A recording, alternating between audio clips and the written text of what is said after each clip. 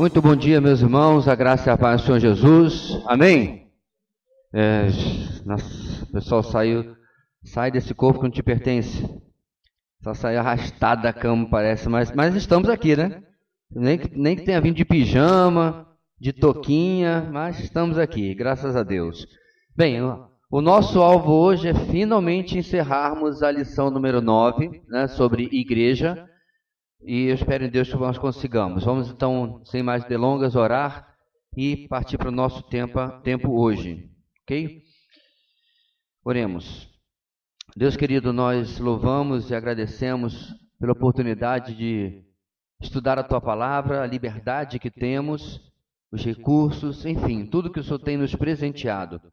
Nós possamos, ó Deus, entesourar, valorizar tudo isso, porque nós sabemos muito bem quantas dificuldades muitos irmãos nossos passam, quer seja na falta da liberdade ou na falta de recursos, e portanto o Senhor possa inclusive olhar pela Tua igreja, ela possa, Deus, estudar a Tua Palavra com mais condições a cada dia. Abençoa o nosso tempo, Teu Espírito encha nossas mentes e corações. É o que oramos em nome de Jesus. Amém. Muito bem, queridos, então vamos lá para a lição número 9, final dela, e nós estamos, me organizar aqui, na página número 96, ok? Nós vamos falar sobre o ponto 5, as ordenanças da igreja. As ordenanças da igreja. Bem, nós vamos começar pela ordenança do batismo. Então, novamente, meus irmãos, eu sei que isso é algo que nós já falamos muitas vezes na nossa igreja, inclusive sempre que há batismo e sempre que há a ceia, né? Spoiler, é o próximo tema, né?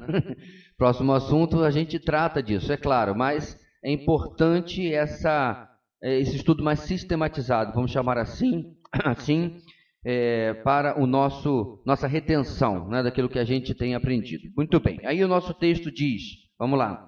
O batismo foi instituído por Nosso Senhor e praticado pelos primeiros crentes. Como nos explicam as Escrituras, o batismo era uma declaração da identificação do crente com Jesus Cristo em sua morte, sepultamento e ressurreição. Claramente, o batismo era praticado pela igreja primitiva e, portanto, cremos que deve ser praticado pela igreja de nossos dias. Antes de nós seguirmos, irmãos, algo que eu já falei, mas não custa repetir, o batismo não foi inventado pela cristandade, pelo cristianismo. Não foi inventado por Jesus. Já era prática de diversas religiões antes do primeiro século, né, e no primeiro século, a prática do batismo. Portanto, esse símbolo, que inclusive os próprios judeus utilizavam também, é ressignificado, isso é uma ótima definição, pelo cristianismo, porque quando João Batista começa a pregar arrependimento e chamar para o batismo no Jordão, as pessoas não precisavam perguntar, mas o que é batismo? Elas sabiam que era um compromisso com uma nova fé, era um compromisso com algo novo que eles estavam começando a participar, certo? A diferença é o que João Batista começa a associar o batismo com arrependimento, com uma mudança diferente daquelas outras religiões que era apenas, digamos assim, mais um vínculo, né, religioso para eles, ok? Próximo slide. A ordenança do batismo continuando, e a pergunta é, por que batizamos? E a resposta é, o batismo foi ordenado pelo nosso Senhor. Vamos começar nossa leitura bíblica em Mateus 28, 19. Mateus 28, 19. Portanto, vão e façam discípulos de todas as nações, batizando-os em nome do Pai, e do Filho, e do Espírito Santo. Então, o batismo, irmãos, em primeiro lugar, é uma questão de obediência à ordem do Senhor, certo? Não tem necessidade, não teria necessidade, inclusive, de nenhuma outra explicação, porque se o Senhor ordenou, acabou, né? Nós tínhamos um irmão adulto, na igreja que eu cresci, que por algum motivo, que sabe lá Deus o que passava na cabeça dele, ele não queria se batizar. E durante anos, nosso pastor conversava tranquilamente com ele, né, ativo na igreja, participante, não tinha cargo, é claro, né? Porque não era batizado, não era membro da igreja, não podia participar de nada que envolvesse membresia. Mas participava da igreja, trabalhava, não faltava uma reunião, era esquisito aquilo. E aí uma vez eu me lembro do meu pastor conversando com ele, conversando assim, na beira do bebedouro, um papo informal. Aí ele falou assim: mas o irmão não se batizaria nem porque o seu Senhor mandou? E ele não respondeu, porque aí você vai falar o quê, né? É o famoso manda quem pode e obedece quem tem juízo. Eu não sei se posteriormente ele foi batizado ou não, porque eu depois fui para o seminário, não voltei mais aliás, voltamos por um ano, mas não fiquei mais nessa igreja, mas não deixava de ser curioso a pessoa disputar algo que é tão óbvio. Aí, ó, Mateus 28, irmãos, a gente lê esse texto toda vez que, pelo menos que tem campanha de missões, não é verdade? É o famoso texto do ID. E aí você disputar uma coisa que é ordenada pelo Senhor, daí inclusive aquele título ali em cima, a ordenança do batismo. Não é a sugestão do batismo, não é a opção do batismo. É algo, irmãos, diretamente vinculado com a fé cristã. Muito bem, agora nós temos alguns textos aí, a gente vai selecionar um pouquinho, qual vamos ler. Pelo menos, pode escolher, Dani, pelo menos 3 desses aí, não precisa ler todos não, né? O batismo era praticado pela igreja primitiva.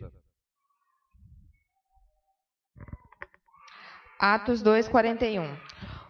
Os que aceitaram a mensagem foram batizados, e naquele dia houve um acréscimo de cerca de 3.000 pessoas.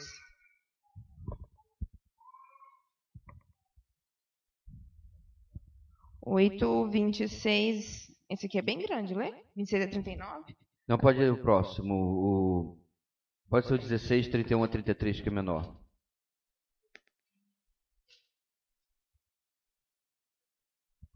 Eles responderam: creia no Senhor Jesus e serão salvos, você e os de sua casa. E pregaram a palavra de Deus, e ele a todos os de sua casa. Naquela mesma hora da noite, o carcereiro lavou as feridas dele. Em seguida, ele e todos os seus foram batizados.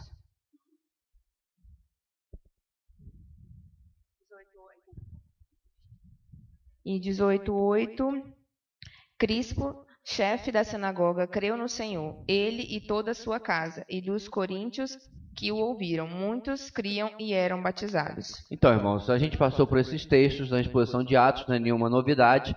Você vai verificar a obediência ao mandamento do Senhor em Atos e no resto da história da igreja, certo?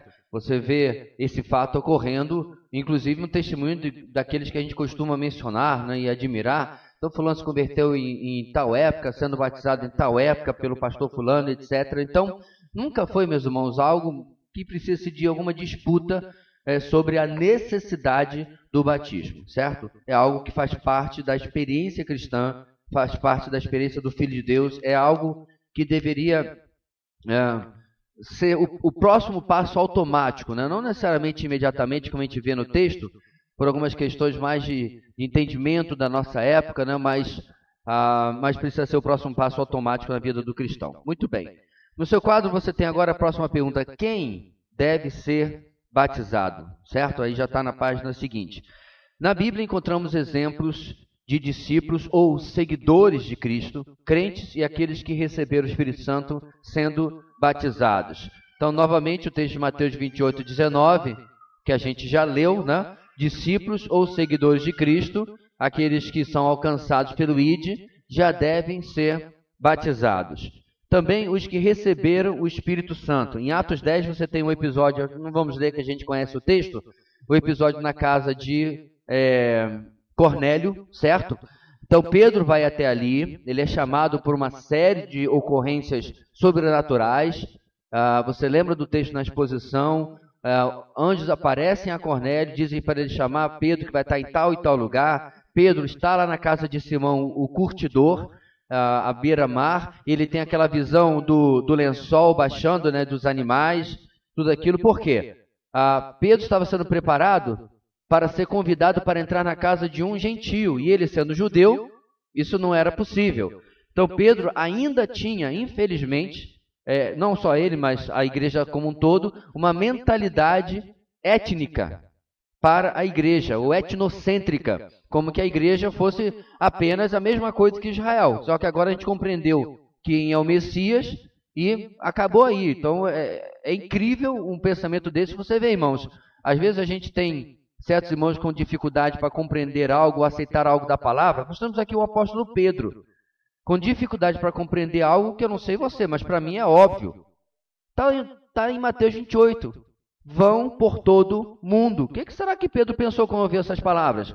Vão por todo mundo catando só os judeus? Claro que não. Mas ainda assim ele tinha uma mentalidade etnocêntrica, né? Centrada apenas no seu povo. E aí, o que acontece na casa de Cornélio? Quando eles estão ouvindo o evangelho, o Espírito Santo cai sobre eles e, para comprovar isso, para Pedro, eles começam a falar em outras línguas, em outros idiomas. Eles não começaram a falar palavras desconexas. Nós já tratamos isso numa aula específica na mensagem. Eles começaram a falar em outros idiomas, comprovando para Pedro e os demais judeus que o acompanhavam que Deus também tinha dado o dom da salvação para os gentios. E aí vem a consequência. Como negar a água, o batismo nas águas, a quem o Senhor já havia dado o batismo no Espírito Santo, né? Ou seja, a conversão. Era uma consequência natural. Portanto, concluímos que todos aqueles que confessaram pessoalmente a Jesus Cristo como seu Salvador e Senhor, ou seja, os cristãos, devem ser batizados. Então, irmãos, parece algo óbvio, mas como eu falei para vocês, número 1, eu conheci um homem adulto, inclusive idade para ser meu pai, que não queria ser batizado. Além disso, às vezes as pessoas vinculam o batismo com algo diferente da vida cristã, que não é apenas a conversão. Tipo assim, eu não estou preparado. O que você precisa, irmãos, para estar preparado para ser batizado, segundo o que nós estudamos até agora? Ser convertido. Ponto. O grande problema, meus irmãos, é que muita gente tem tanta fraqueza no seu conhecimento a respeito da sua própria conversão, que aí não consegue juntar os pontos e dizer, a lógica da minha vida agora é ser batizado. Então, cabe a nós, irmãos, e aí entra um assunto que a gente tratou recentemente, né? Cabe a nós, pelo discipulado, dar condições às pessoas para ter o máximo de certeza possível sobre a sua conversão, para que a continuação da lógica, ou seja, o batismo, seja algo natural, algo normal para essa pessoa. Ok? Muito bem. O que o batismo significa? Trata-se de uma declaração da identificação do crente com Cristo. Nós vamos ler de uma vez só os versículos 3 e 4 de Romanos 6. Na verdade, eu vou pedir que você leia até o 6, tá? Romanos 6, de 3 a 6, porque vai fazer parte do resto do nosso slide. Aí a gente já lê de uma vez só. Vamos ver o que significa o batismo. Ou vocês não sabem que todos nós, que fomos batizados em Cristo Jesus, fomos batizados em sua morte? Portanto, fomos sepultados com ele na morte por meio do batismo, a fim de que, assim como Cristo foi ressuscitado dos mortos mediante a glória do Pai, também nós vivamos uma vida nova. Se dessa forma fomos unidos a ele na semelhança da sua morte, certamente o seremos também na semelhança da sua ressurreição. Pois sabemos que o nosso velho homem foi crucificado com ele, para que o corpo do pecado seja destruído e não mais sejamos escravos do pecado. Muito bem. Então, em primeiro lugar, meus irmãos, Paulo está tratando aí não de batismo das águas, certo? Ele está tratando aí do batismo no corpo, em Cristo, no Espírito, que acontece no momento da sua conversão, certo? No momento em que houve a obra do Espírito, trazendo fé e arrependimento, você imediatamente é batizado no Espírito Santo, é batizado no corpo de Cristo.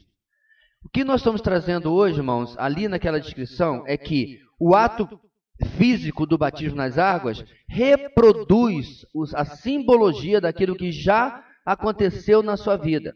Então vamos supor que você se converteu no dia 12 de maio, certo? E agora você vai ser batizado no dia 5 de outubro.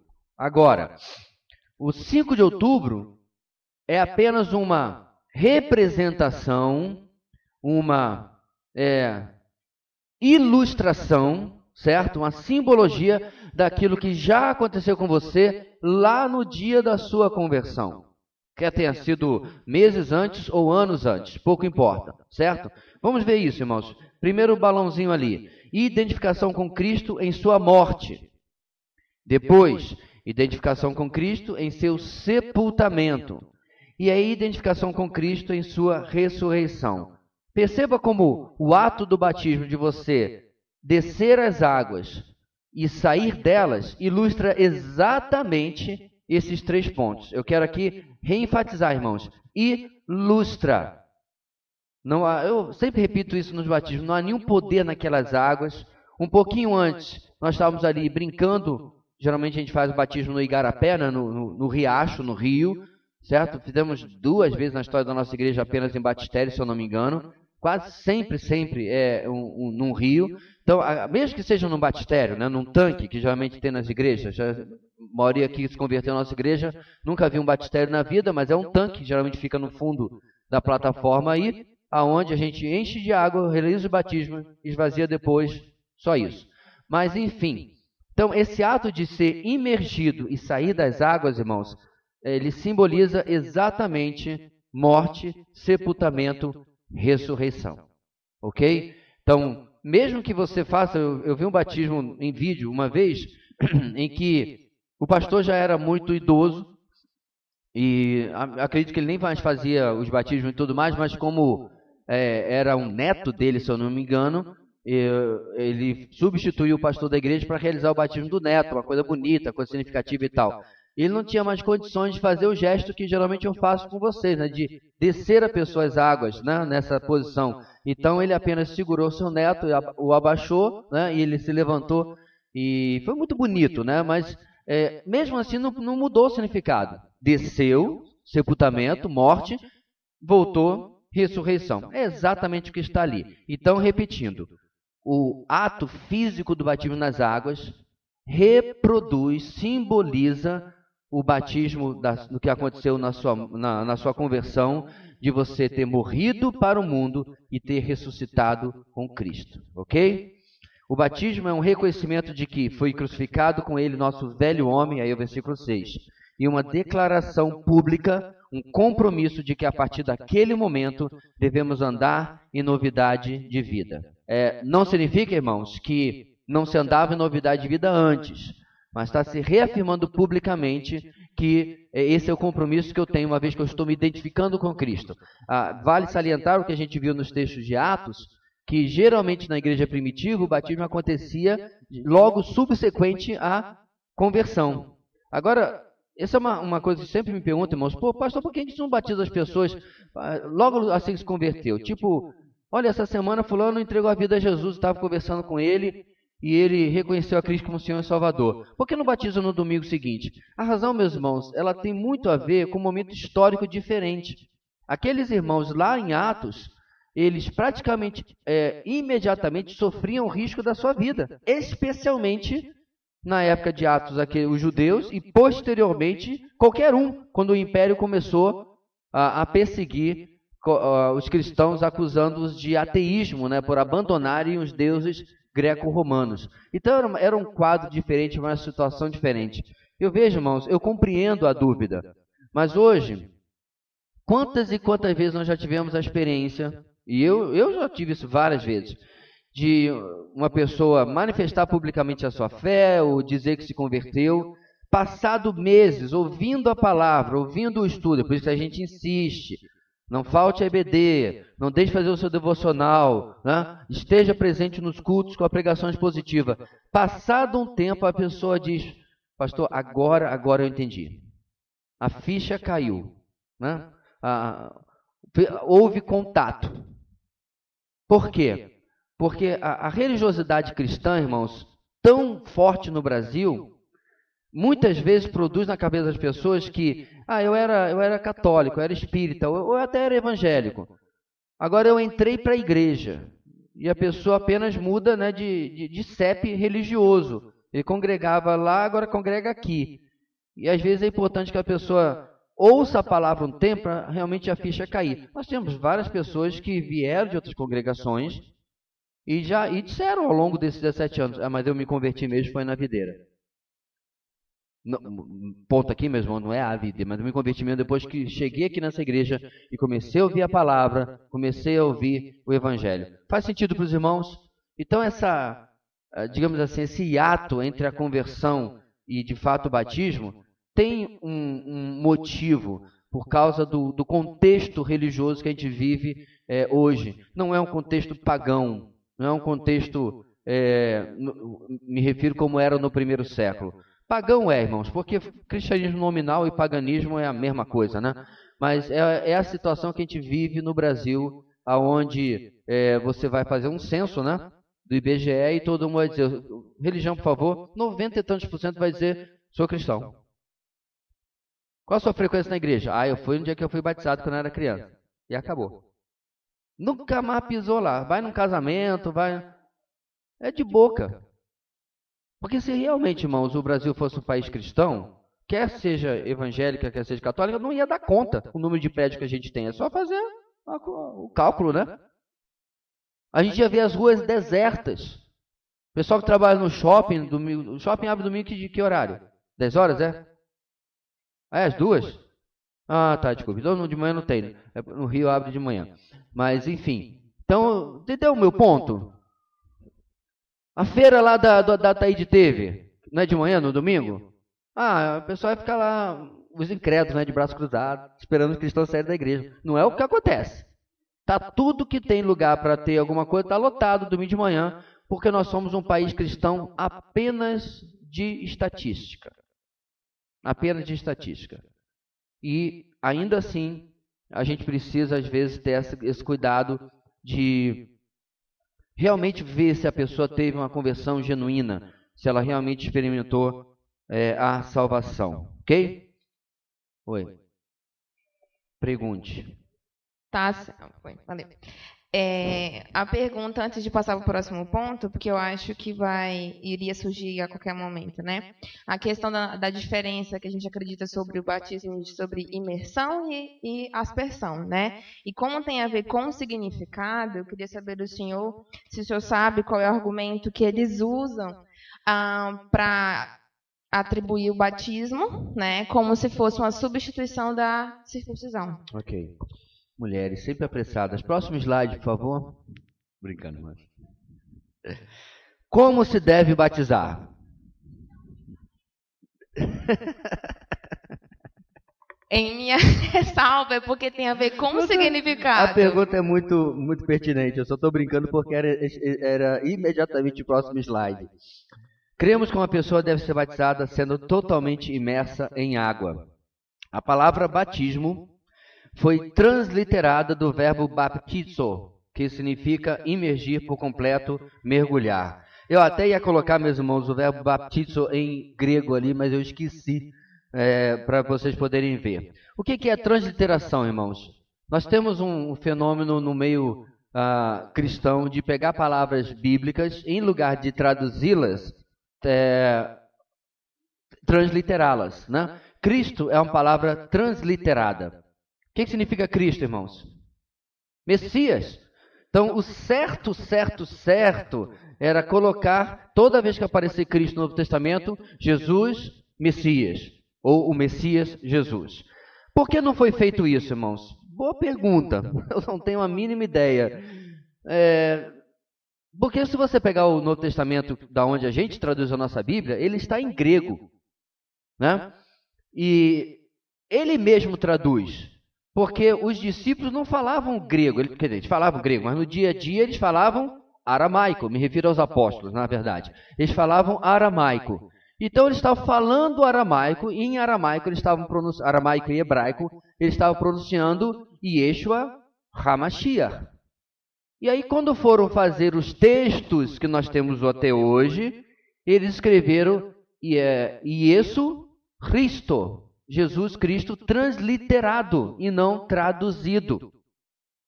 Certo? Desculpe. Traduzido e não transliterado.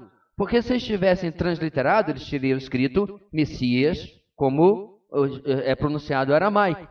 Aí quando foram fazer as traduções modernas, irmãos, português, inglês, etc., resolveram transliterar. A mesma coisa acontece com a palavra baptizo, certo? Ela, se tivesse sido traduzida, nós leríamos em Mateus 28 que nós deveríamos ir por todo mundo, imergindo as pessoas no nome do Pai, do Filho e do Espírito Santo. Pastor, mas não fica estranho? Pode ser, mas é o significado da palavra. Quando você ouvia batismo no primeiro século, você não tinha dúvida. Você sabia do que significava, tá? Você sabia que significava alguém ser coberto por água. Mas por que então havia também a prática da aspersão? Porque havia lugares onde não havia água, mas havia adeptos, né? Não só do cristianismo, como já expliquei, que queriam participar daquela fé, daquela religião, ou mesmo do cristianismo. Então, qual é o problema, irmãos, em relação ao método do batismo? A única divergência que nós temos, nossos queridos irmãos presbiterianos, anglicanos e algumas outras luteranos, etc., né? É que a exceção se transformou na regra. Eu pessoalmente, nunca vi, eu não sei os irmãos que vieram de igreja presbiteriana, eu nunca vi um batismo por imersão em uma igreja presbiteriana. Deve acontecer, mas é muito raro.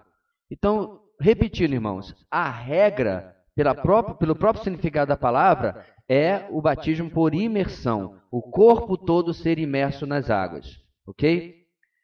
A exceção era para regiões extremamente desérticas e situações onde a aspersão era uma necessidade. Pessoas entrevadas, talvez, ou situações assim, ok? Então, irmãos, o método de batismo variou, sim, ao longo da história da igreja. A minha colocação é que a norma é uma, a exceção é outra. Como vocês já aprenderam em lógica, qual é a função principal da exceção? Confirmar a regra. A exceção confirma a regra. Se a exceção é o batismo por aspersão, a regra vai ser confirmada na outra, certo? Comprovando isso, os batismos aconteciam onde havia muita água. Por exemplo, João Batista descendo até o Jordão, encontrando as pessoas às margens do Jordão. Aonde João Batista seria mais eficaz na sua pregação? À margem do Jordão ou dentro de Jerusalém, irmãos? Dentro de Jerusalém, onde a maioria das pessoas estavam. É a cidade mais populosa da época. Só que ele pregava e as pessoas iam até ele no Jordão para serem batizadas. Por quê? Porque mesmo que Jerusalém possuísse tanques, certo? Nós vimos algum desses tanques lá, não tem como comparar com um rio inteiro onde você podia receber as pessoas e serem batizadas. João 3, 23. João também estava batizando em Enom, perto de Salim, porque havia ali muitas águas, e o povo vinha para ser batizado.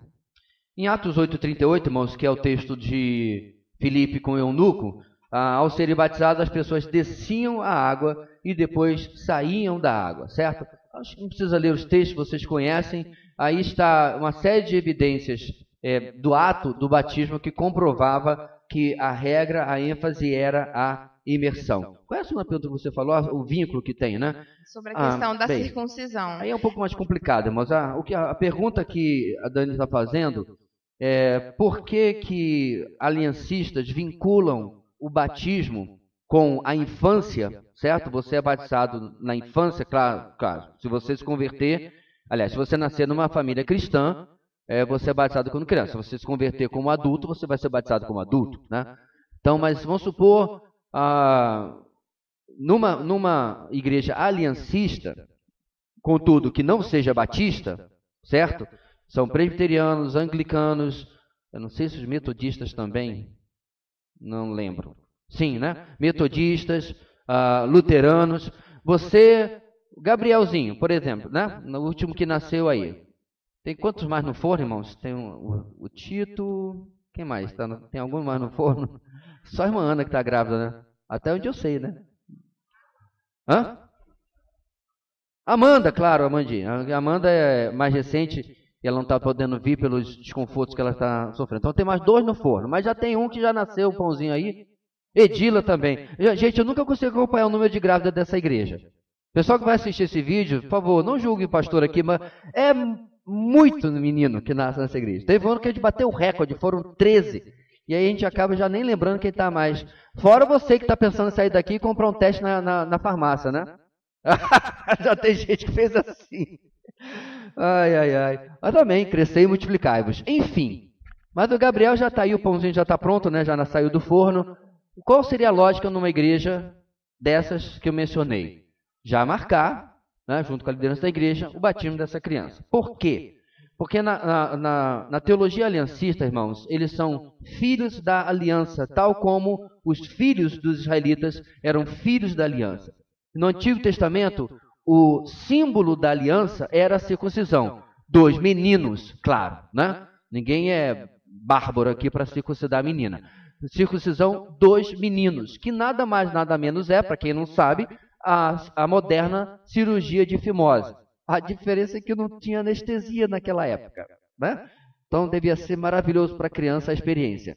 Então, isso era a marca. Todo judeu, até hoje, é circuncidado. Todo judeu.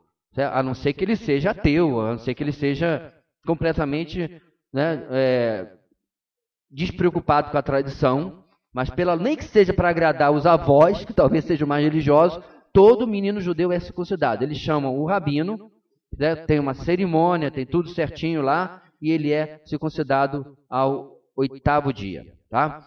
Inclusive, eu não vou afirmar que isso é verdade, irmãos, mas eu achei interessante. Depois, se você pesquisar e confirmar, eu vi um vídeo onde o camarada dizia de uma pesquisa de que até o 8º dia do recém-nascido, há uma substância no corpo dele que diminui a sensação de dor, o que facilita que até o 8º dia ele seja circuncidado.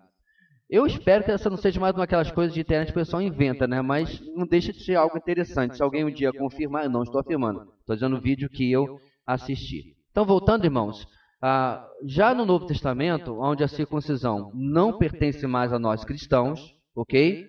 Não tem mais nada a ver com a prática cristã, ela é abolida na nova aliança.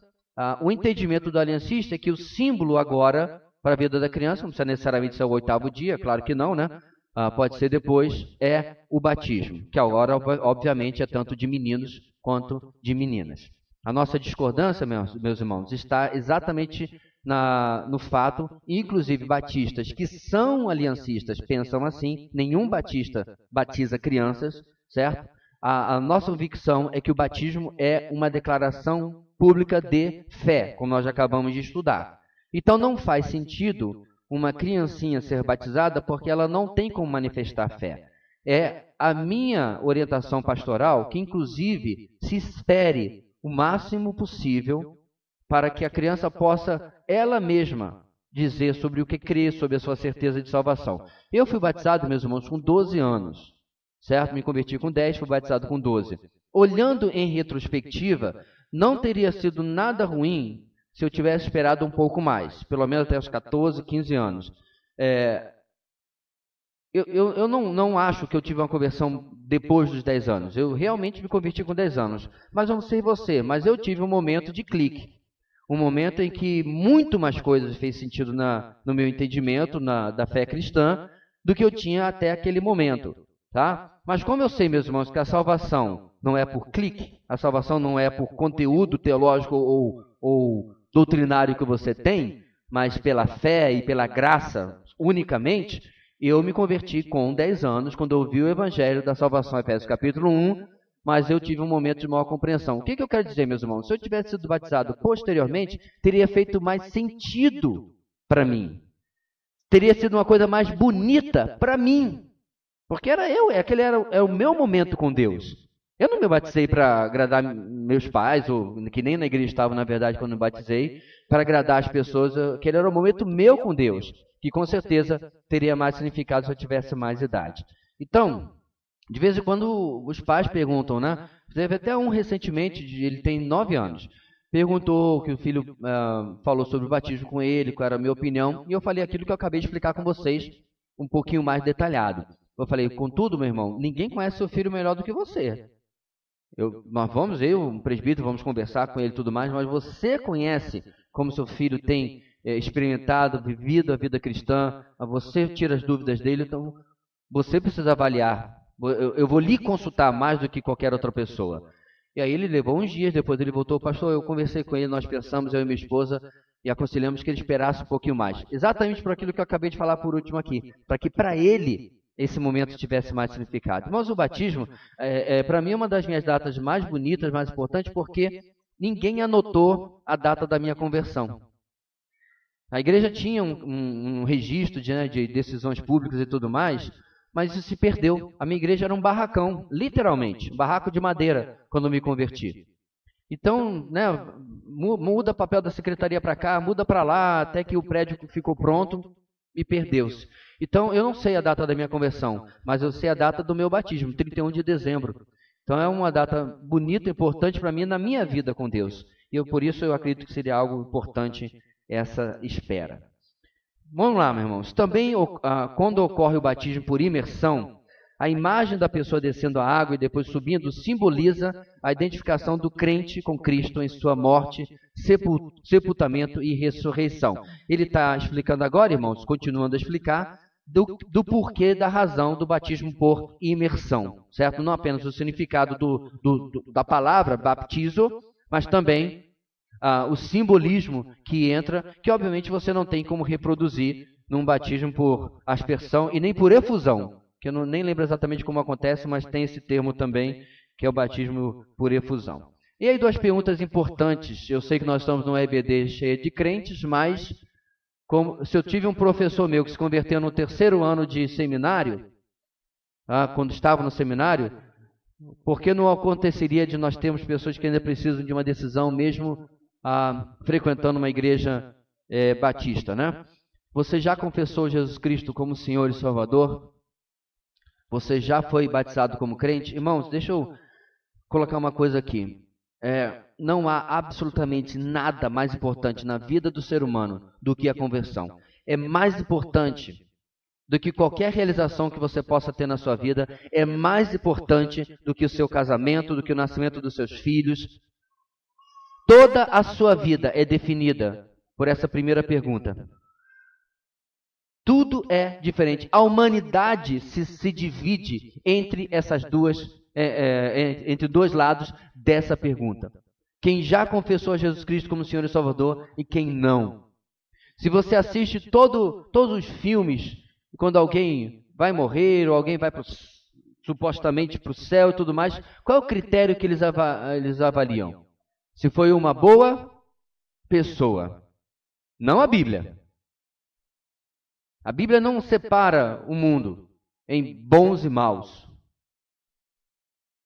Pelo menos não bons e maus segundo o nosso padrão de bons e maus. O padrão bíblico é a conversão. Deixa eu colocar uma coisa aqui bem absurda, irmãos.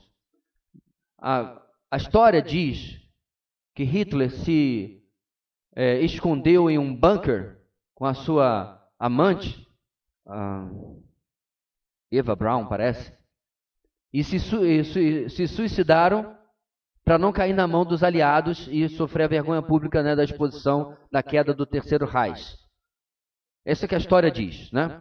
Há outras alternativas aí, o pessoal conta que sim, eles foram encontrados, foram fuzilados e assim por diante, blá blá blá. Se naquele último momento, certo, ele tivesse se arrependido e crido em Cristo como seu Senhor e Salvador, por incrível que isso possa parecer para você, nós encontraríamos Hitler no céu. O que eu estou colocando aqui, meus irmãos, é que a pior pessoa, geralmente se fala, né? Quem é a pior pessoa da história da humanidade? Geralmente se escolhe Hitler. É porque muita gente não conhece o que foi o comunismo, que aí você provavelmente colocaria Mao Tse Tung aí em vez de Hitler, mas geralmente o pessoal escolhe Hitler. A pior pessoa que geralmente se coloca na história da humanidade, se tivesse se arrependido genuinamente e crido em Cristo, estaria salvo. É isso que significa, irmão, salvação pela graça. Não depende de se a pessoa é boa. Porque a gente tem esse costume, né? Não, pastor, eu tenho meu pai, tenho minha mãe, tenho meu tio, tenho meu padrinho, tenho meu filho. Eu sou tão boa, só falta ser crente. Falta o quê, irmãos? Tudo! Tudo. A palavra de Deus não nos dá subsídio suficiente para saber, meus irmãos, como será a condenação eterna. Mas eu entendo o que Dante quis dizer com a Divina Comédia. Na Divina Comédia, Dante coloca o inferno como lugar de sofrimento graduado, aonde o sofrimento de determinadas pessoas será pior do que de outras. Eu sei de onde ele tirou isso. Ele tirou da mesma lógica que nós temos sobre a eternidade do outro lado, do lado do Senhor Jesus. Porque o Senhor Jesus disse para os seus discípulos sobre aquele que vai ser o maior, aquele que vai ser o menor. Ele fala sobre galardões, não é isso? Ele fala de gente que vai passar fino, vai entrar na eternidade, mas sua obra vai ser toda queimada, porque vai ser madeira, palha, feno, não é isso? Coríntios capítulo 3. Então significa, meus irmãos, que a eternidade com Cristo haverá hierarquia, graduações, etc. Nós não sabemos como isso vai funcionar, mas que a Bíblia trata disso, trata.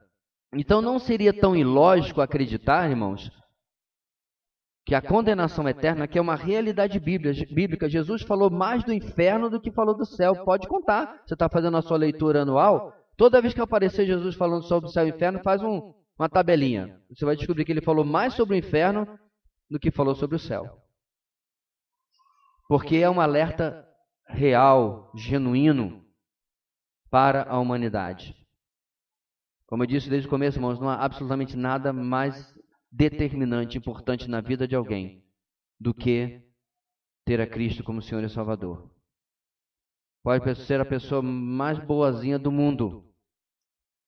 Se não tem Cristo, lhe falta tudo. Absolutamente tudo. Ok? E aí, como diz a segunda pergunta, se a primeira é verdade, você precisa passar pelas águas em obediência ao Senhor. Ok? Antes de seguirmos, irmãos, alguma dúvida sobre a questão de batismo, que já encerra aqui esse assunto? Um questionamento, alguma dúvida? Nope? Ok. A ordenança da comunhão. Pode seguir.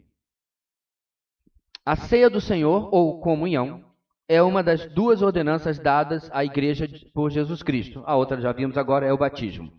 A ceia do Senhor é um ato memorial, onde lembramos a morte de Cristo. Ok? 1 Coríntios 11, 23 a 26.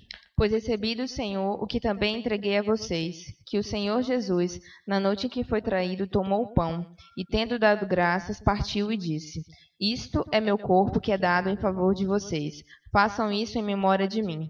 Da mesma forma, depois da ceia, ele tomou o cálice e disse: Este cálice é a nova aliança no meu sangue.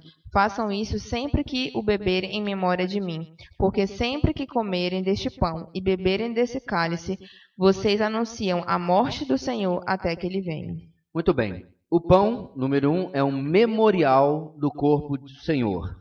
O cálice, número 2, é um memorial do sangue do Senhor. Irmãos, aqui já há uma divergência nas ramificações do cristianismo a respeito do significado ou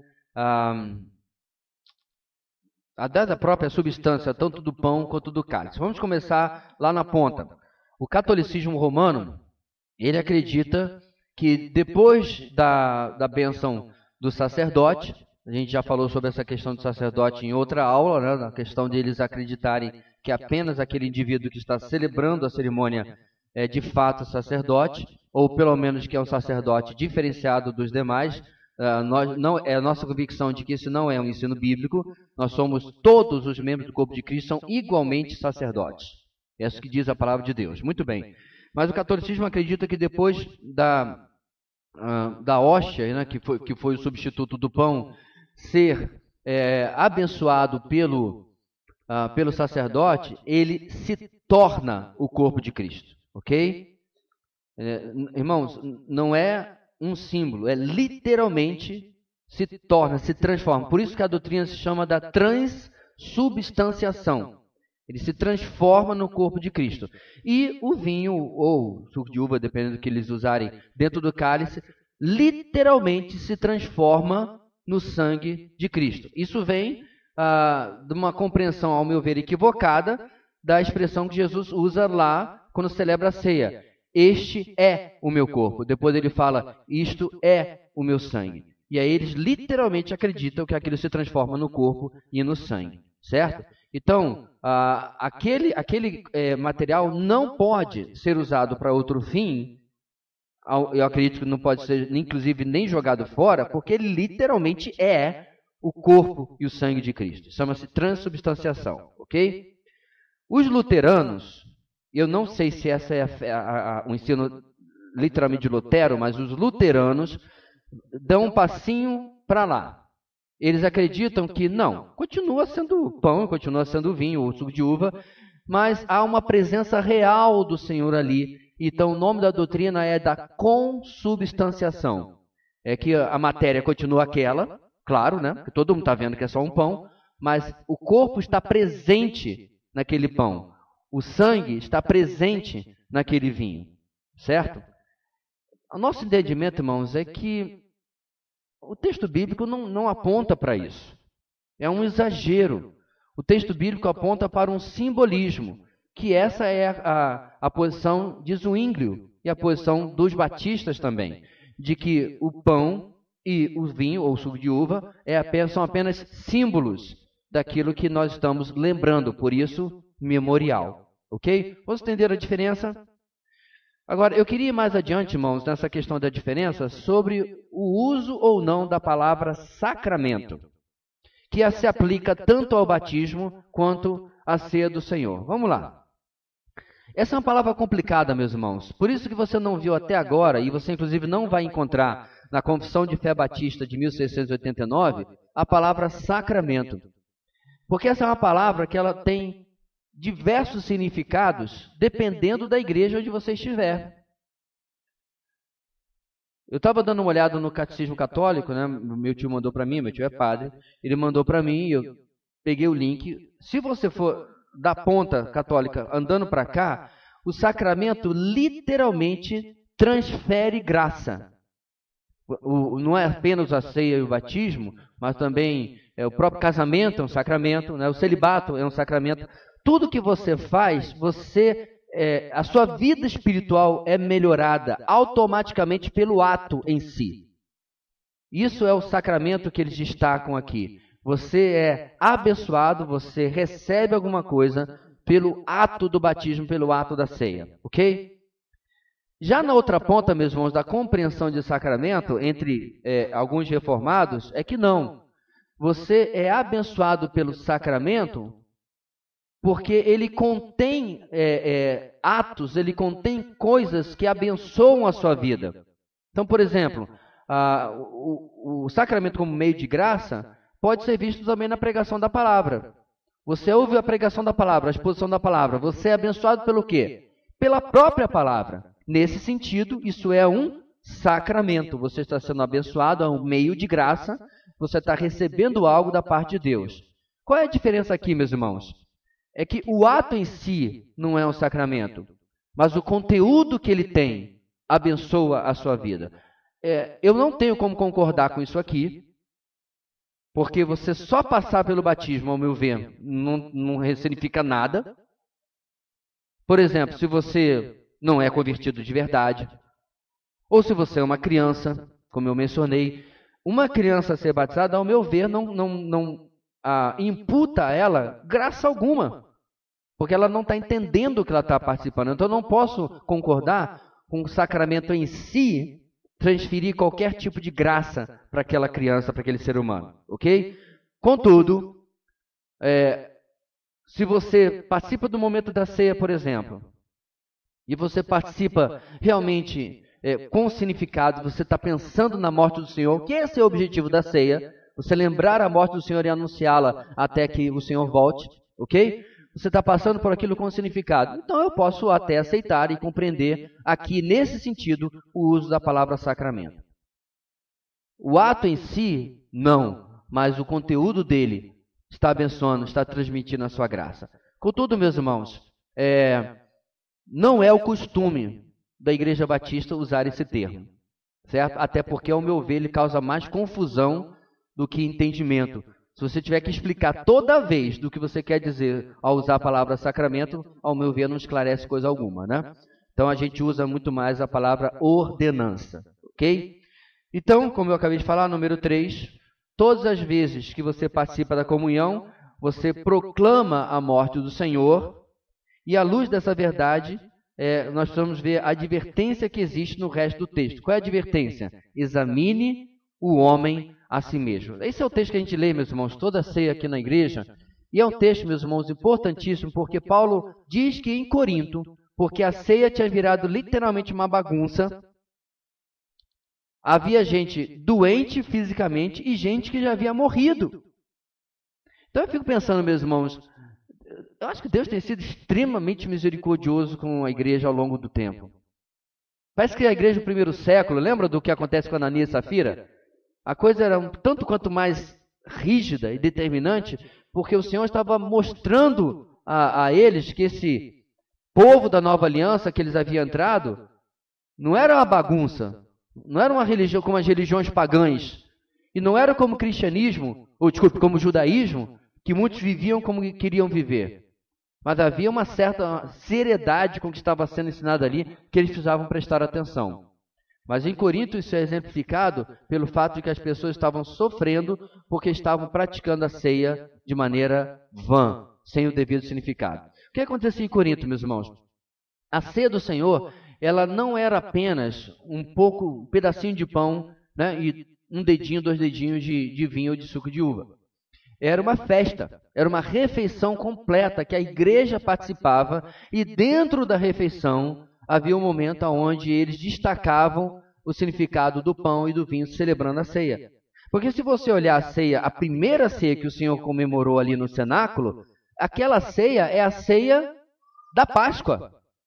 E se você for lá no Antigo Testamento, você vai descobrir que a ceia da Páscoa não era apenas pão e vinho. Havia cordeiro, ervas amargas, um monte de pratos que compunham a ceia da Páscoa, certo? Da comemoração da libertação do Egito. O que o Senhor Jesus fez foi pegar 2 elementos da ceia, o pão e o vinho, e dar a esses 2 elementos um significado especial. Muito bem. Então, a igreja, inclusive isso era chamada a festa ágape, a festa do amor, tinha um momento de comunhão. E aí, o que Paulo fala? Vocês estão usando esse momento para ser um momento de discriminação, onde os mais necessitados comem menos do que os mais abastados. Irmão, Corinto era uma igreja complicada. Até isso rolava lá, para você ver como é que era a situação. Estavam banalizando a mesa do Senhor, né, agindo de maneira vulgar, e recebe a repreensão do apóstolo Paulo dizendo assim: inclusive é por causa disso que vocês têm gente doente fisicamente na igreja de vocês. E alguns, inclusive, que já morreram. E ele usa o eufemismo de dormiram. O que isso significa para nós, meus irmãos? Os judeus, eles possuem o dia do Yom Kippur, o dia da expiação. O que é o dia da expiação? Uma vez por ano você tem um dia onde você deveria verificar se por acaso você não tinha colocado algum pecado no fiado. Né? Depois eu resolvo isso aqui. Está empurrando com a barriga o ano inteiro. E aí tinha o dia onde você deveria tratar de vez o seu relacionamento com Deus, mas também era o dia onde era feita a expiação por toda a nação. Ok? O cristianismo, irmãos, mudou. Você não tem mais o dia da expiação. Mas você tem um dia que necessariamente não precisa ser um período definido. A Bíblia não fala se eles celebravam a ceia todo domingo. Tem igreja que celebra a ceia todo domingo. Não sei se você já conheceu uma igreja assim. Geralmente os batistas celebram todo mês, e geralmente no mesmo domingo, e acaba se transformando uma coisa automática, cerimonialista. Né? Nós optamos na nossa igreja por celebrar quando celebrarmos. sem um período específico. Nós conversamos na equipe ministerial, geralmente eu aviso a eles, aviso os irmãos que têm que se organizar. Ou seja, a ideia por trás disso, irmãos, é que a sua vida tem que estar sempre em ordem com Deus. Não, eu vou ter que ajeitar minha vida porque domingo tem ceia. Isso não faz nenhum sentido. A isso eu também chamo de banalização. Considero como uma banalização de um momento tão especial. Agora, irmãos, é um momento onde realmente não devemos deixar nada que o Espírito Santo esteja advertindo a nossa vida, que deve ser tratado com Deus, não deve ser deixado fora desse momento. Inclusive, nós mais antigos vimos muitas vezes acontecer de pessoas que estavam passando por determinada situação na sua vida, às vezes grave, e aí vinham os irmãos com a bandeja, né, para distribuir os elementos. Aí a pessoa dizia, não, irmão, não vou participar. Isso não é, a ideia não é essa, meus irmãos. A ideia é, eu me corrijo e participo. A ceia não é opcional. No domingo, viu mais um motivo por não termos uma data fixa? Na minha igreja era o primeiro domingo do mês, se eu não me engano. Não vou, hoje é o primeiro domingo, tem ceia. Eu não vou à igreja porque eu não estou bem. Que história é essa? Sabe o que a gente faz com o pecado, irmãos, que nem alguns fazem com doença? Depois eu cuido. Pecado não é isso. Não pode ser tratado dessa maneira. Não vou para a igreja, vai que Deus fala que eu estou em pecado. Não, você está em pecado. Ele já está falando. Você precisa resolver isso na sua vida. E a ceia é uma ótima oportunidade. Então, meu irmão, o dia que você abrir aquela porta ali, chegar aqui, der de cara com a mesa bonita que a irmã Maria organiza para a gente, agradeça a Deus. É Deus lhe dando a melhor oportunidade que você poderia ter para resolver aquilo que sabe lá por quê você vem empurrando com a barriga. Sabe o que, queridos? Supondo-se que você todo dia faz o seu devocional, tal e qual é ensinado nesta igreja, baseado em Josué capítulo 1, Salmo 1 e tantas outras passagens, supondo que você faz o seu devocional todo dia, eu acredito que é praticamente impossível você ler a palavra, ter um tempo com Deus, e Deus dá uma cutucadinha assim, vamos aproveitar, vamos cuidar daquela área lá, daquele problema, daquela situação que você está empurrando aí com a barriga, está botando no fiado. Dia após dia após dia. A não ser que você esteja fazendo um devocional falando só consigo mesmo, né? Você é o seu próprio Deus. Porque aquele é o momento nosso com o Senhor. Onde nós precisamos tratar aquilo que está pendente. Ok? Muito bem. Alguma pergunta, meus irmãos, sobre a questão da ceia, antes de nós terminarmos? Uma dúvida que tenha ficado? Nope. Dizem que aí é porque ou o professor explicou muito bem ou ninguém entendeu nada.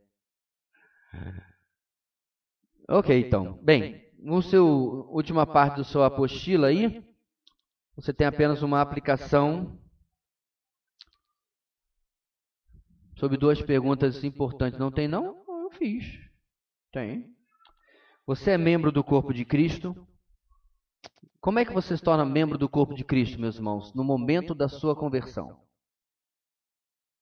Então, o irmãozinho se converteu lá, mora lá na Transamazônica, naquele pedaço que o asfaltador geral da União ainda não chegou, né? Aquele pedacinho que nem trator passa, você mora lá com a lamparina de querosene, tem o rádio a pilha ouvindo a Rádio Transmundial.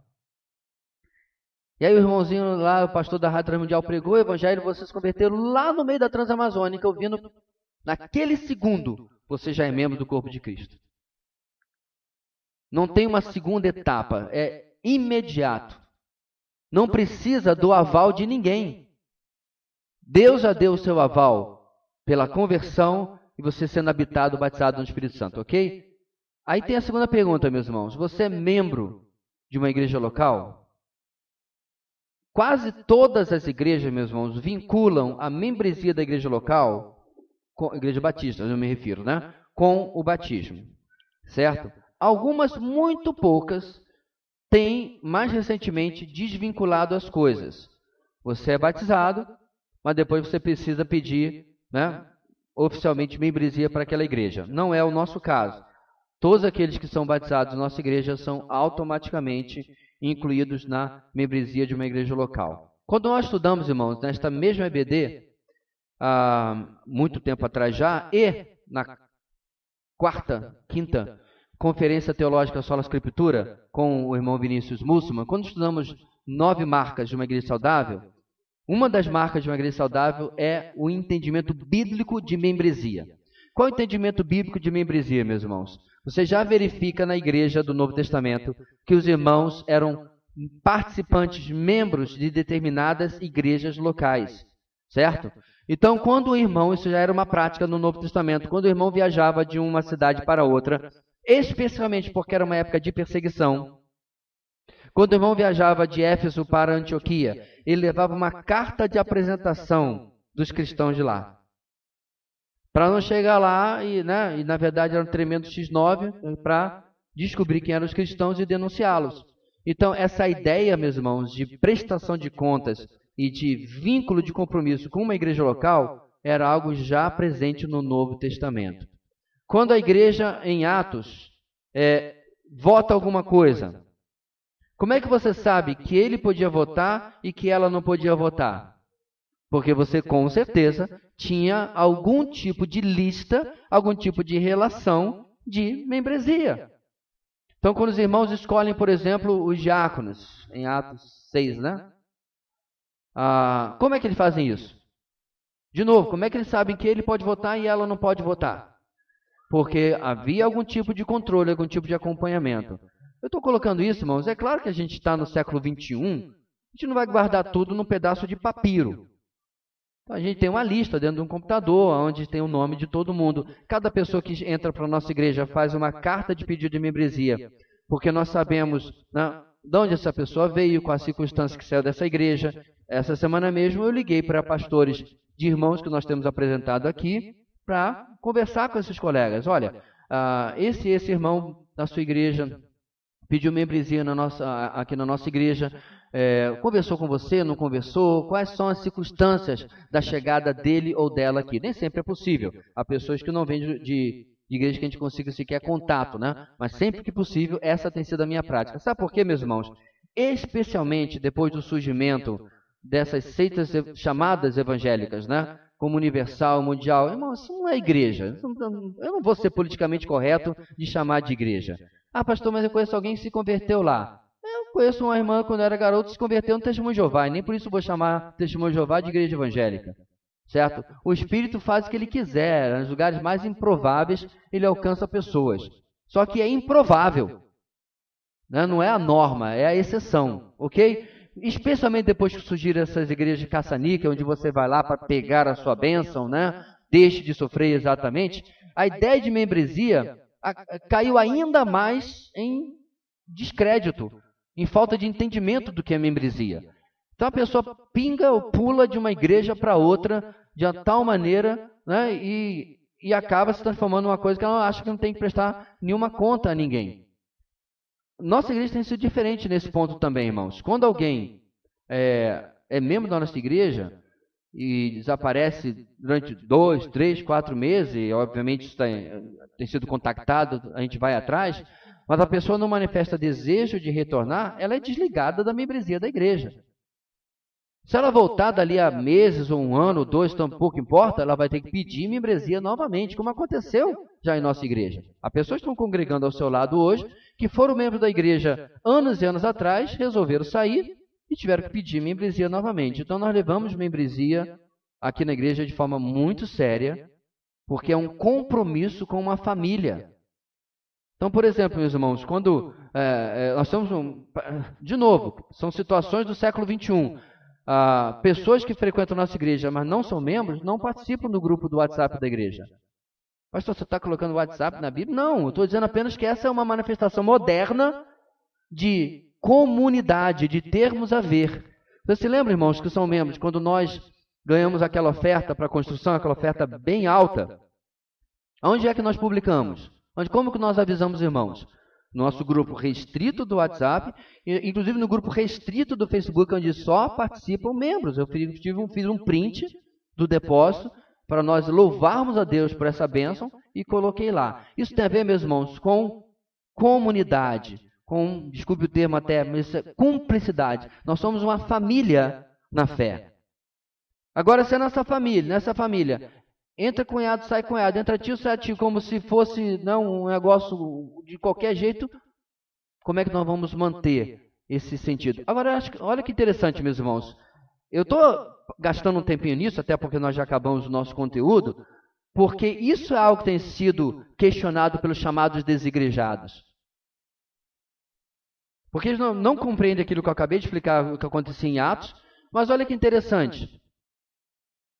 Na academia que você frequenta, se você é membro da ABB ou do clube, aquele lá da Terence Lima, esqueci o nome agora, Grec, né? Gresby, né? Você não é inscrito e o seu nome não está lá na secretaria como membro? Ou entra qualquer um? Eu sou sócio, sou membro da ABB. Eu posso ir amanhã, ir lá para a piscina e nadar. Você não pode. Mas eu posso chegar, levar você na secretaria e dizer, olha, você aqui é uma pessoa que está visitando a minha casa, queria uma permissão temporária para ele poder. Não é interessante isso? Eu vou na minha academia, minha é chique, tem negócio de reconhecimento digital. Só funciona 70% das vezes, mas tem. Eu coloco lá, aparece o meu nome. E eu entro. Meu ponto aqui, meus irmãos, é que a gente se submete a um monte de coisas seculares, mas cada vez está sendo ensinado que membresia da igreja é só um nome numa lista. Isso é literalmente uma pessoa falou uma vez, que não está mais conosco. É só um nome numa lista. E eu acredito que não, meus irmãos. A lista nem é importante. O importante, queridos, é a cobertura, não de uma pessoa, mas de você ser membro da família de Cristo. Lembra como eu falei no Novo Testamento, quando você chegava a uma cidade, né, e você tinha lá, você sabia, como é que os cristãos sabiam onde estavam reunidos, irmãos? Havia uma marca gravada de um peixe na porta das casas. Então você batia naquela casa e se identificava como cristão, como? Você levava uma carta de apresentação da igreja de Éfeso, da igreja de Tessalônica. Os irmãos de Tessalônica mandam saudações. Eu vou passar um tempo aqui na cidade, ou estou vindo para a cidade. Essa prática que havia no primeiro século e depois também, inclusive hoje é mantida em muitas igrejas. Onde você chega de um lugar e você recebe, claro que se você vai ficar algum tempo, né? Você recebe uma recomendação, uma carta de membro de membresia daquela igreja para essa. Ou seja, há uma prestação de contas, há um compromisso com a igreja local. Quando você se torna membro, meu irmão, você é responsável pela obra que está acontecendo naquela igreja local. O que eu quero destacar, não é isso aqui, certo? Isso já foi extremamente ensinado na nossa igreja, certo? Por mais que a gente tenha o costume cultural de chamar isso aqui de igreja, isso não é o ensino teológico, não é um ensino do Novo Testamento. Ok? Isso é, meus irmãos, um desenvolvimento da língua de forma cultural. Acostumou-se a dizer assim, rapaz, você sabe onde fica o supermercado tal? Ah, fica do lado da igreja tal, ali. A gente está acostumado na cultura, no mundo inteiro, né, a identificar o prédio onde os cristãos se reúnem como igreja. Mas os irmãos são testemunhas de que nesses anos todos, como é que eu chamo esse lugar? Sede. Essa é a sede da comunidade Batista Videira, porque a comunidade Batista Videira, esta igreja local, são os irmãos que estão aqui. Ok? Irmão Alex, tem uma pergunta? Eu acho que seria bom botar, porque senão não sai na gravação. Botar não, falar no microfone para a gente poder não perder isso aí. A respeito desse tema, né, sobre ser um membro da igreja, do corpo de Cristo, e ser um membro da igreja local. Acredito que boa parte da confusão aconteça por uma falta de definição, de uma distinção entre o que é uma igreja local, né, do que é uma igreja, o que é uma igreja local, e da igreja no sentido universal, né?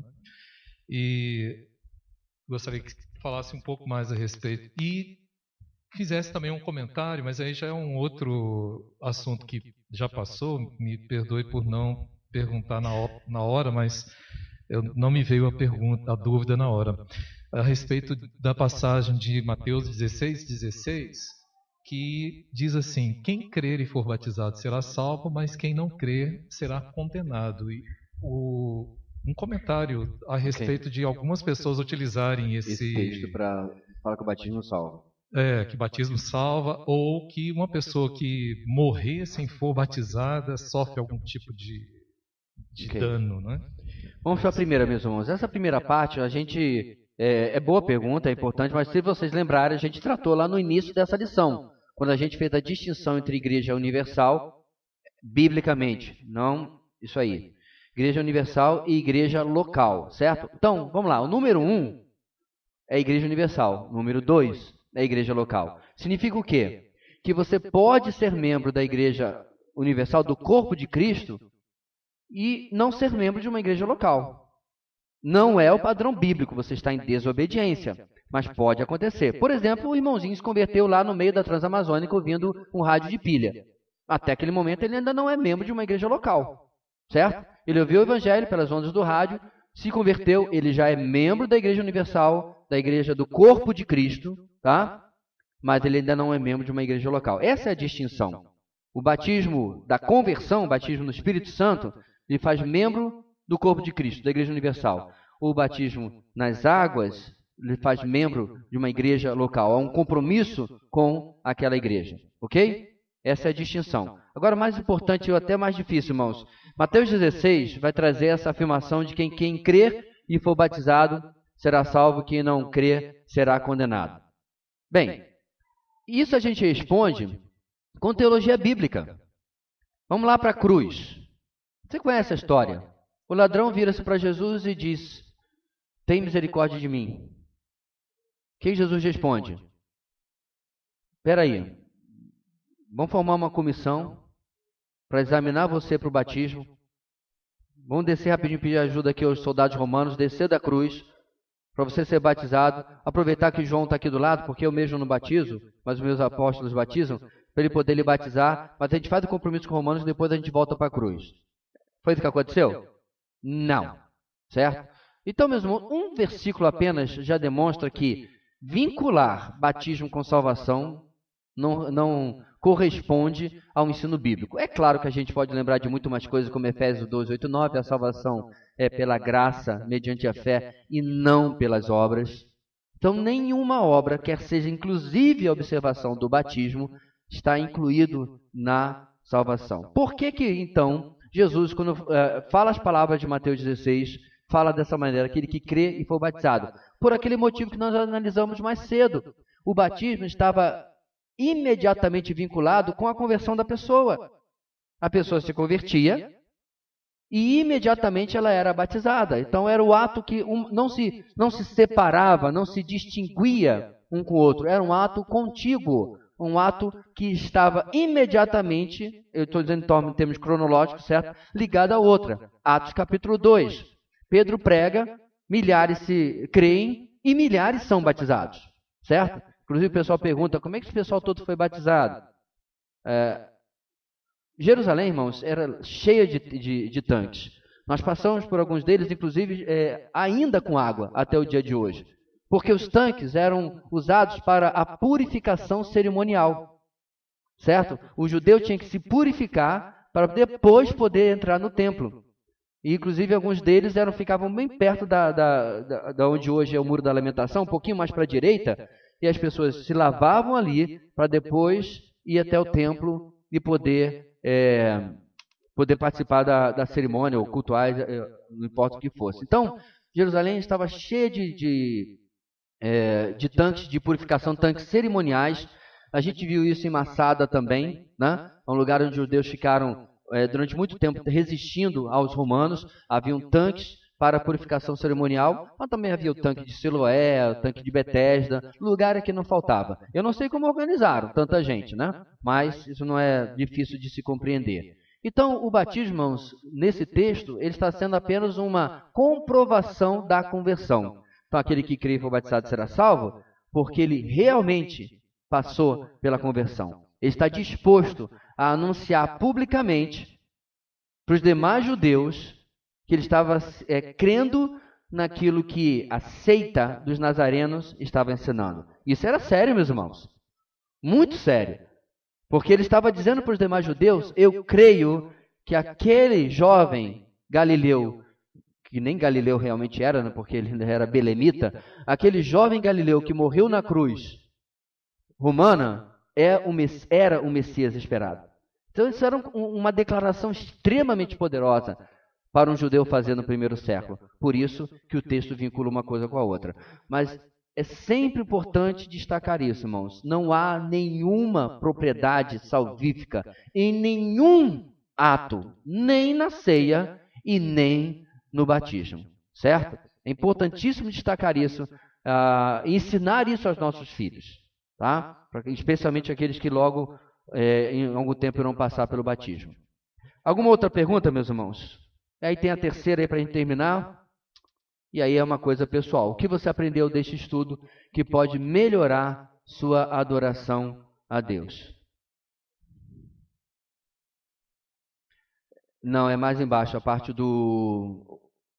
Não, aí, na verdade você pode ver, ele está falando sobre a questão, meus irmãos, do final de Marcos, ser um texto questionado quanto aos seus originais. Tem no rodapé, não tem aí da sua Bíblia? Hã? Sim, mas eu não lembro onde que a parte questionada começa e onde termina. Tem aí embaixo? No rodapé não tem? Alguém tem uma Bíblia, irmãos, que mostra qual é o trecho questionável de Marcos 16? Onde começa e onde termina? Marcos. O texto que você leu. No rodapé tem uma anotação sobre esse texto. Não, Marcos 16. Geralmente só tem nas Bíblias impressas. Não, acho que no meu...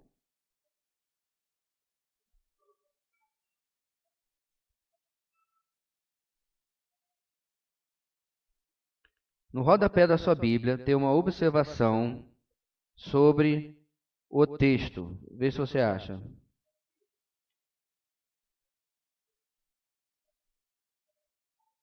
Minha Bíblia digital não tem não. A sua tem?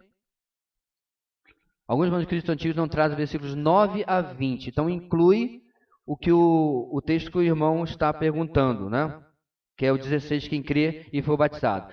Se você quiser uma explicação melhor sobre isso, irmãos, pega no canal a exposição de Marcos, a última mensagem, certo? E eu trato com mais detalhes um pouco sobre isso. O que essa anotação de rodapé está querendo dizer, irmãos? Esse final de Marcos, inclusive que tem aquela parte sobre pegar em serpentes, escorpiões, etc., né? Em meu nome vocês falaram outras línguas, etc., é um texto, é um manuscrito antigo, certo? Posterior, antigo não, desculpe, recente, posterior ao primeiro e segundo século, eu não lembro exatamente quando e muito, muito pouco numeroso. E o entendimento dos que fazem crítica dos manuscritos é que esse foi um final adicionado, porque por algum motivo o final de Marcos se perdeu, certo? O final completo de Marcos. O que eu preguei, meus irmãos, eu não vou pregar novamente, você pode assistir o vídeo. O que eu falei naquela ocasião é que, apesar disso, o conteúdo que tem nesse texto pode ser biblicamente, teologicamente explicado. Ele não contradiz a palavra de Deus, nem a parte de serpentes e escorpiões. Paulo, a gente passou em Atos na ilha de Malta, ele é picado por uma cobra, certo? E nada lhe acontece. Isso não significa, eu vou no Butantã quando for em São Paulo, porque eu quero me jogar no fosso das Najas. Foi bom te conhecer, certo? Quando você chegar no céu, manda abraço para minha avó, para o meu avô, porque fala que eu ainda vou ficar aqui um tempinho, provavelmente. Porque é uma tremenda idiotice fazer uma coisa dessa. Na história do cristianismo, isso aconteceu, mas qualquer coisa só acontece, meus irmãos, quando o Senhor deseja. Certo? Muita gente que você deve ter conhecido, inclusive morreu, filhos de missionários morreram picados por cobra. Então o que acontece com Paulo na ilha de Malta é algo que acontece, mas segundo a descrição e a vontade do Senhor. Tal e qual outras vezes, outros irmãos foram picados por cobras e não morreram. E morreram. Porque ali foi a vontade e a descrição do Senhor. Então o final de Marcos, não contradiz nada da palavra de Deus. Muito bem. Então, irmãos, essa terceira pergunta é uma aplicação pessoal, né, para você. Cadê o meu microfone? Estava aqui? Foi para lá? a Auribete, depois o... Você estava apontando para ela? Eis-me aqui, envia minha irmã, né? A prerrogativa para a ordenança da ceia, para a prática, né, da ordenança da ceia, é o batismo ou pessoas que não foram ainda batizadas e têm a certeza da convicção da salvação podem também... Então, irmãos, 99,99% das igrejas só servem a ceia para pessoas batizadas. Vários colegas aqui vieram questionar por que a minha convicção é diferente. Como já expliquei para os irmãos, queridos, para roubartilhar as palavras de Lutero, a minha consciência é escrava da palavra de Deus. Eu não consigo encontrar subsídio bíblico para se ensinar de que a ceia só é algo para crentes batizados. Mas no Novo Testamento era assim. Claro, eles eram batizados imediatamente à conversão. É óbvio que só participava da ceia quem era batizado. Mas não há um versículo sequer para se comprovar tal coisa. Eu já perguntei aos colegas, você tem dúvidas da conversão daquele irmão no domingo antes do batismo dele? Se tiver ceia? Ele não, inclusive ele está na lista do batismo exatamente porque eu tenho tranquilidade da conversão dele. Então vamos supor, meus irmãos, dia 5 de outubro é o nosso batismo, certo? 5 de outubro é uma segunda. No domingo, vamos supor que tiver ceia. Aí eu passo direto pela irmã que vai se batizar na segunda-feira, porque, veja bem, no domingo eu não tenho certeza da conversão dela, mas aí ela passa pelo batismo na segunda, agora eu tenho certeza. Irmãos, na prática eu só tenho certeza da conversão de uma pessoa na face da terra, Moá. Eu não tenho como ter absoluta certeza da conversão de ninguém, mas a gente analisa pelos frutos. Então, se tem gente congregando conosco, já tem crescido no conhecimento da palavra, tem mostrado frutos de arrependimento, frutos de conversão, etc., eu tenho tranquilidade que aquele irmão ou aquela irmã são, de fato, irmãos em Cristo, certo?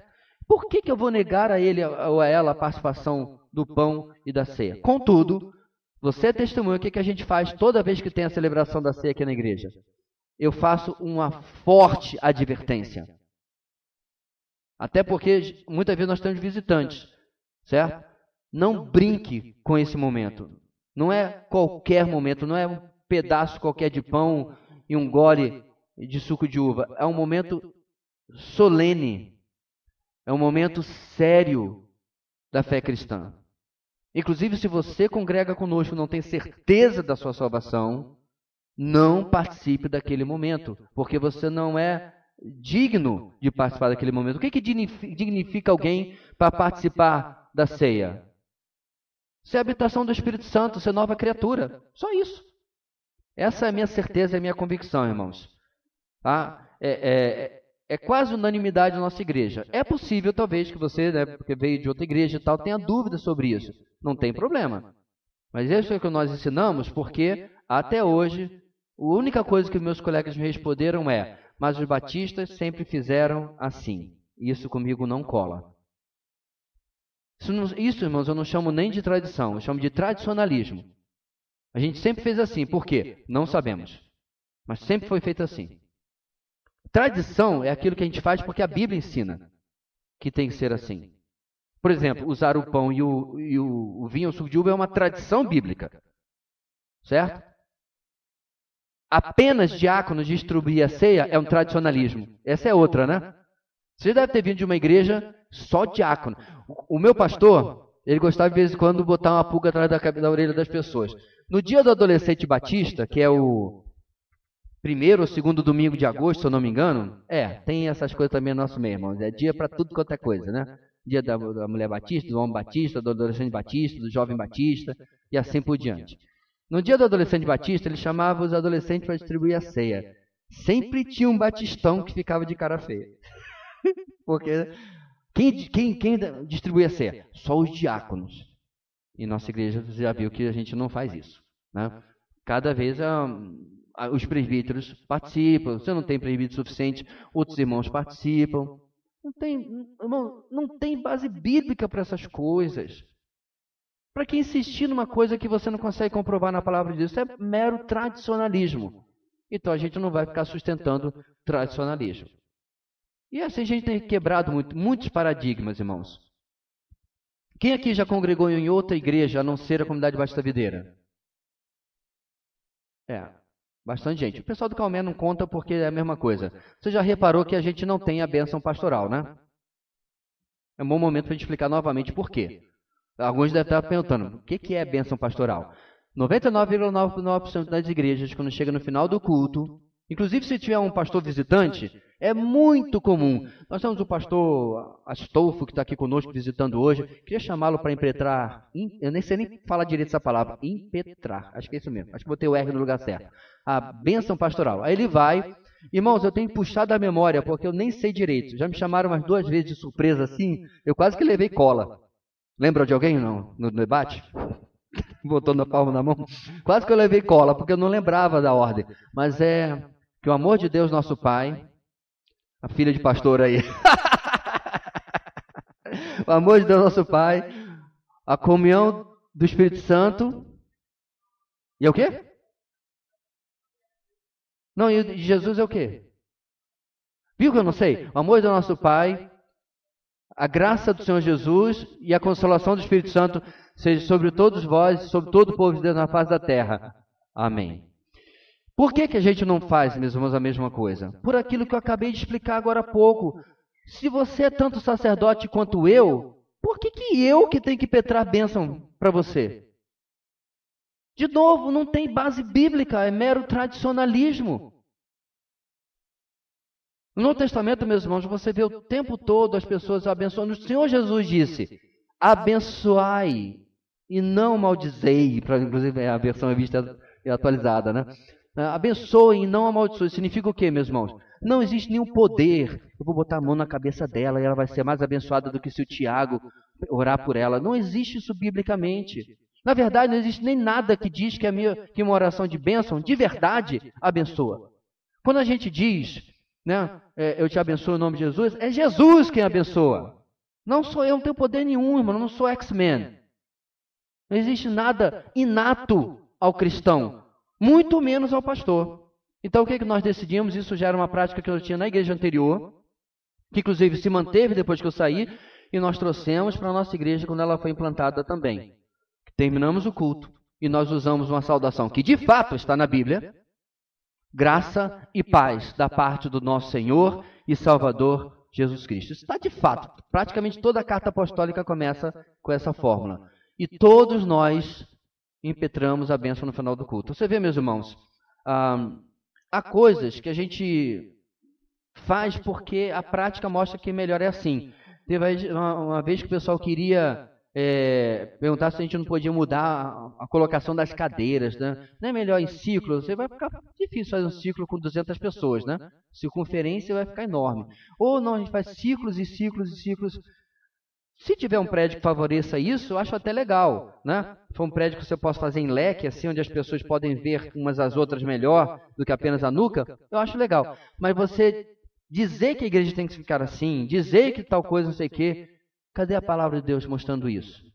Eu já contei para vocês a experiência que eu quase fui excomungado, porque eu movi o sacrossanto templo, o sacrossanto púlpito do lugar. Era adolescente, né? Queria fazer uma peça. Quando a gente pegou o púlpito para tirar, veio um irmão correndo lá, famoso, querendo tirar o pai da forca, desesperado, porque aqueles adolescentes irreverentes estavam tocando no sacrossanto púlpito da palavra. Sei lá mais quantos adjetivos ele colocou depois. Não pudemos tirar. Tivemos que cobrir com um pano preto, fazer folhas com papel crepom, folha de árvore, e botar, transformamos o sacrossanto púlpito em uma moita. Ficou mais ridículo assim, mas não podia tirar do lugar. A gente tira esse, coloca lá para dentro, coloca o outro da conferência, né? Levou o Arnaldo agora para reformar. Já pensou, do jeito que é na cabeça das pessoas, tem que botar umas argolas do lado para a gente enfiar, né, a vara, que nem na Arca da Aliança, para poder... Da onde as pessoas tiram isso? Sabe por quê, meus irmãos? As pessoas confundem que para se ter a devida reverência, a gente tem que criar legalismos. Não toca bateria, não bata palma. não mexe no púlpito. Isso é legalismo. Uma vez me perguntaram se eu me importo se as pessoas me chamem de Joverci e não de pastor. Eu sempre respondo da mesma maneira. Na minha vida, já conheci um monte de gente que me chamava de pastor e tinha um profundo desprezo por mim. Eu já conheci várias pessoas que me chamavam de Joverci e tinham um profundo respeito por mim. Títulos, objetos e tudo mais, irmãos, se o teu coração não é reverente... Eu conheci um monte de filho que... Eu não chamo meus pais de senhor e senhora. Não fui criado assim. Mas eu conheço um monte de gente que chama de senhor e senhora e é profundamente desrespeitoso com seus pais. O que adianta? Eu já desobedeci, eu já me rebelei e já apanhei, obviamente. Mas eu nunca desprezei meus pais, mesmo não chamando de senhor e senhora. O meu ponto aqui, meus irmãos, é que quando a gente começa a precisar criar treliças, lembra da palestra do AIBD com o pastor Davi Marques Júnior? A gente precisa inventar treliças extra-bíblicas, como se fossem bíblicas. Alguma coisa está meio errado na nossa forma de enxergar as coisas. O significado tem que ser extraído da palavra. O que a palavra fala sobre a ceia? O que a palavra fala sobre o batismo?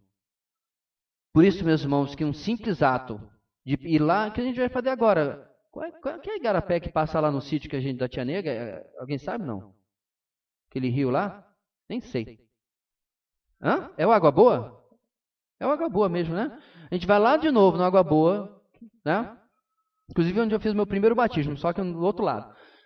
A gente vai de novo no Água Boa, mesma água. Porque provavelmente, irmãos, o pessoal está na propriedade acima, tomando umas, ouvindo aquele forró que nunca se forma, né, universitário, ouvindo forró universitário, tomando uma e fazendo uma baderna, rio acima.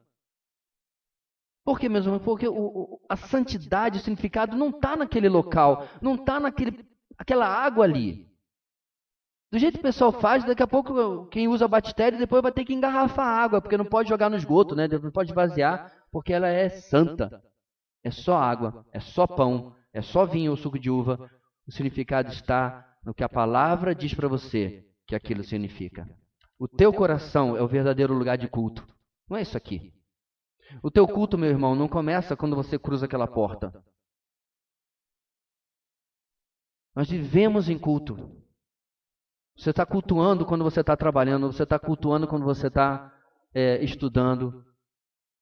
Você está cultuando em tudo, porque a tua Bíblia diz, quer você comam, quer você bebam, quer vocês façam o quê? Qualquer outra coisa. É para fazer tudo para a glória do Senhor. Essa dicotomia, meus irmãos, entre o sagrado e o profano não existe na Bíblia. Aliás, existe. Para o cristão, tudo é sagrado. Para o incrédulo, tudo é profano. Isso é a separação que existe na palavra de Deus.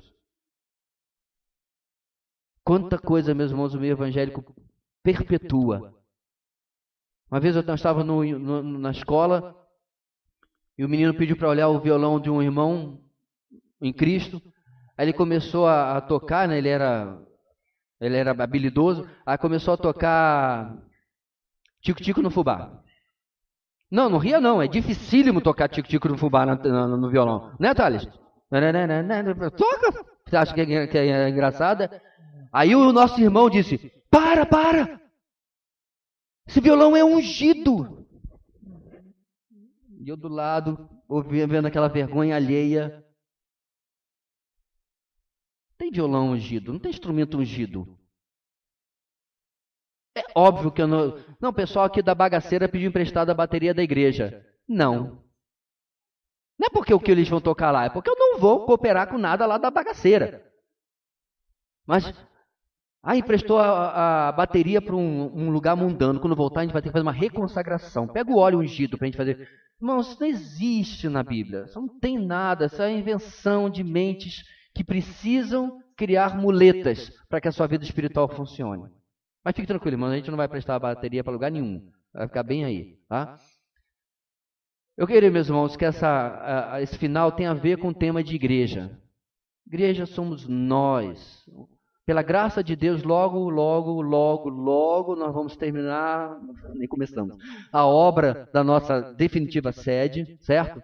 Mas como eu já disse muitas vezes, um belo dia, que pode ser inclusive antes de nós começarmos a obra, a igreja será removida da face da terra. Amém, irmãos? E o anticristo vai fazer bom uso dos nossos prédios. Você acha que ele vai deixar? Ele manda no mundo inteiro, vai mandar. Aquele prédio que as pessoas idolatram hoje, vão virar prédio do governo, sei lá do que ele vai usar. Então a gente fica com essa coisa, a gente não, né? Muita gente fica com essa coisa em cima daquilo que a palavra de Deus não coloca esse valor todo. E acaba esquecendo de valorizar a nós, ou cuidar de nós, que somos o templo do Espírito Santo. Amém, irmãos? Vamos colocar de pé e agora sim encerrar o nosso tempo hoje. Hoje, às 18h59, ou 18h29, estamos aqui. Irmãos, ali atrás, vou já levar lá, você pode pegar um novo adesivo dos 6 hábitos para seu crescimento espiritual. Lembra que eram 5? Nós incluímos a nossa vigília bimestral, tá? Fizemos um novo design, tá bem legal, para você colar na sua Bíblia, na geladeira. Lembrar, né, daquilo que a gente pratica na nossa igreja, leitura bíblica, leitura de um livro inteiro, devocional e assim por diante. Uma ferramentazinha para sua lembrança. Eu estava mostrando assim, tá de cabeça para baixo, é assim. Vamos orar. Deus querido, muito obrigado por podermos nos reunir novamente ao redor da Tua Palavra. Obrigado, Senhor, por podermos aprender cada dia mais de um texto eterno. Dá-nos, ó Deus, esta mesma experiência hoje no culto, que a Tua Palavra fale profundamente às nossas vidas. É o que oramos, no nome de Jesus. Amém.